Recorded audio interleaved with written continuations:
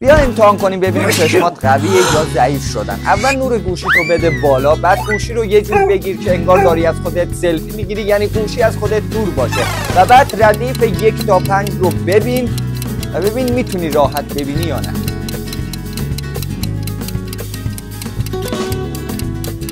خب اگه ضعیف دیدیشون واقعا شما به یه عینک نیاز دارید و بریم ردیف 6 تا 8 که معمولیه.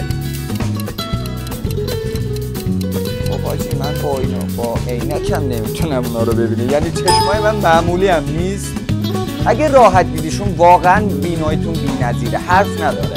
و بریم سخت‌ترین گزینمون که 9 و 10 پشمام، یعنی اینو به خدا من با عینک هم نمیبینم،